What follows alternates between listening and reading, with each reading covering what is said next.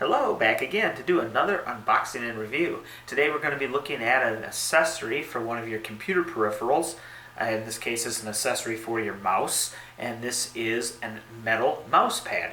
So it comes to us from Orico. I did have this imported in from China. Alright, so let's take a look around the, I would say box, but this doesn't really come in a box, but rather like a envelope.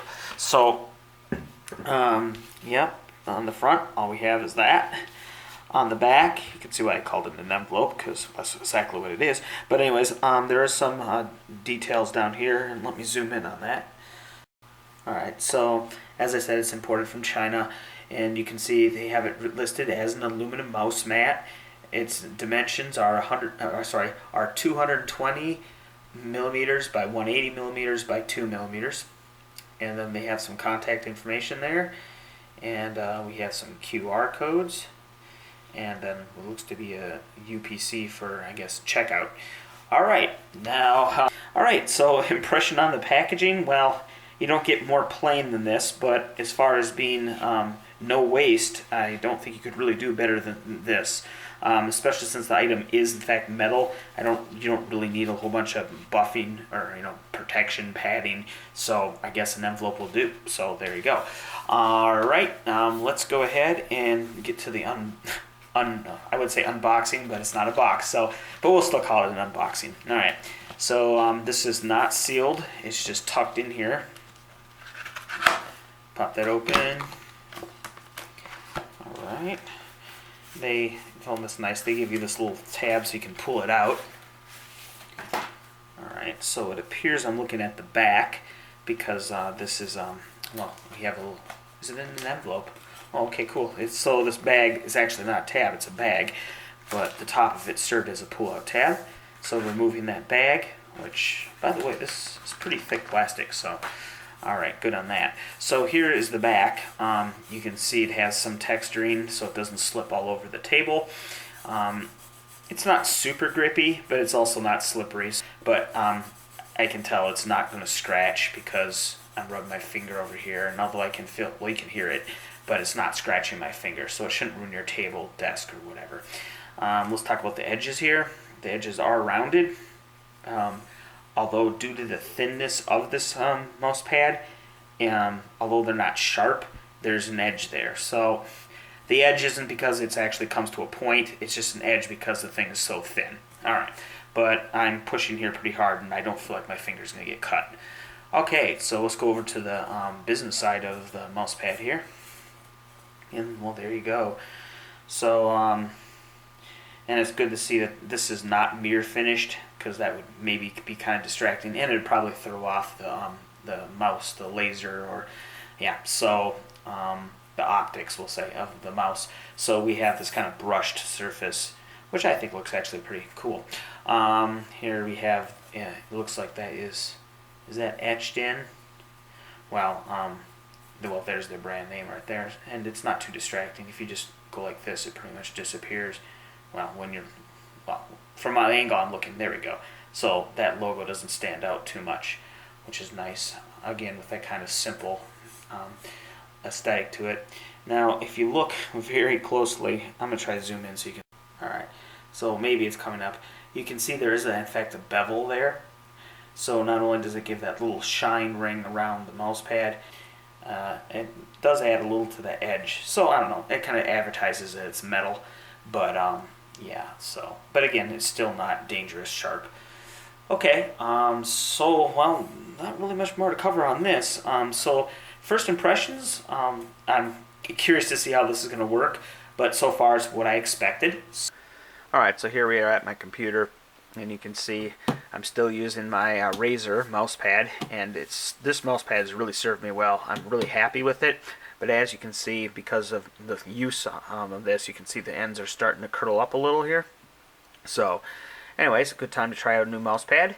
So let's go ahead and replace this with the new one. Alright, so there we go. This mouse pad is a little smaller than the one I had from Razer there. So here's a size comparison between the two mouse pads. And as far as sliding, I mean, it does move more on the table than I would like. I was hoping it would be a little more grippy on the back. You can see, I mean, this wood isn't fairly slippery. I didn't just wax this or anything, so a little too much slipping for my like, but I could probably take care of that somehow, so I'm not going to worry about that for right now. Moving the mouse on it.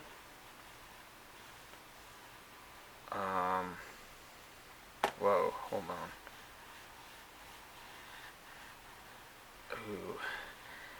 Yeah, so as you can hear, it definitely makes a noise.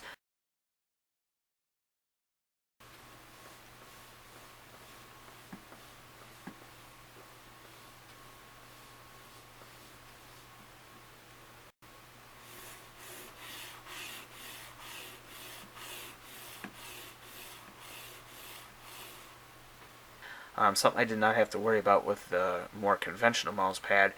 I'm going to go ahead and swap out my mouse for my Jugan, just in case this does anything to the mouse. I don't want to damage this one, so I'm going to go ahead and swap these. Okay, so I got the mouse swapped out, so we have the Jugan here. Alright, one thing, especially with this mouse, you can see, because this is somewhat shiny, it's not a mirror surface, but it's still somewhat reflective, it does a really good job of reflecting that underglow from the mouse. So if your mouse has RGB lighting on the bottom, this is a kind of little plus if using a mouse pad such as this one. Alright, now let's go ahead and talk about the mouse pad and mouse pad sliding. So, now, if I'll go here and hold the mouse, and you're only really supposed to be moving the mouse, not the mouse pad. So if you keep your careful to keep the palm off of the mouse pad, and you move the mouse, as you can see, the mouse pad is stable. The camera's moving a little bit, but you take my word for it, the mouse pad's not moving. All right. However, if you are kind of cupping, you sit kind of low back on your mouse, like so, and have your palm resting off the back, and then you slide up, well then of course the mouse pad's going to move. So, I would say that, although I think the backing could be a little more grippy, technically, I suppose you could use your mouse and not have to worry about it moving, but you have to be careful again not to bump it, like so. Now, one thing I was thinking of doing is putting little rubber feet on the four corners to stop it from sliding, and that's definitely an option. However, then the mouse pad would sit a little higher off the table than it is now, of course. So for right now, my temporary solution is going to be to do this. Push the mouse pad over there, have that end touch the printer, and then have this end here, have my keyboard, hit it, sandwich it from that side. So as it is now, the mouse pad isn't moving, and even if I hit it, it still doesn't move forward that much because it is being somewhat squeezed. So, I don't know, that's something I'll do for the time being anyway. Okay, let's go ahead. I'm going to go ahead now and go ahead and play some games and see how it performs. Alright, so here I am playing 2016 Doom, and as you can see, the game is doing what it does with the RGB lighting, making it cycle through all the colors in fastest session because, intense. Alright, so I've been using this mouse pad for the majority of the day, and during that time it's been primarily spent playing first-person shooter games. The reason for that is because I figured that those games would involve the most movement of the mouse across the mouse pad, as opposed to things such as just typing or even watching videos online, which obviously don't require as much mouse movement. Alright, so with that, I think I've had enough time with it to kind of come to a conclusion. And before we get to that, though, I wanted to state that the mouse pad did in fact work. I was able to play my game. I didn't notice any major performance hindrance, so yeah, it works. But now to the would I recommend it or not? I would say no, and there's only a few instances I can even think of this being a choice. One would be if, like, for say you're at some super fancy hotel and you have like a self-check-in kiosk or something, and a regular mouse pad would just look too lowbrow. So you want to get something fancy. So, a shiny metal mouse pad, right? Modern, high tech. Okay, but again, that's only for aesthetic reasons, and yes, the guests would be able to check in because, as I stated, it does work. Alright, and the other scenario I can think of would probably be maybe something like a hospital environment where you need to be able to clean down the mouse pad, wipe it off for sanitary reasons. And if you did that with a normal mouse pad, especially time in and time in and time in again, it would probably wear out, as where this would obviously be able to take that, because after all, it's a slab of aluminum. So yeah, but outside those two types of scenarios, I really can't see why you'd get this. If you're gaming, you're going to run into what happened to me, and let me actually show you. So here's the mouse I used. Remember the Jugan? Now I'll admit I did not check the bottom of this prior to playing for the day. I kind of wish I did, but I'm going to show you the bottom here, and because it's going to be hard to show up on camera, I'm going to show you some still pics.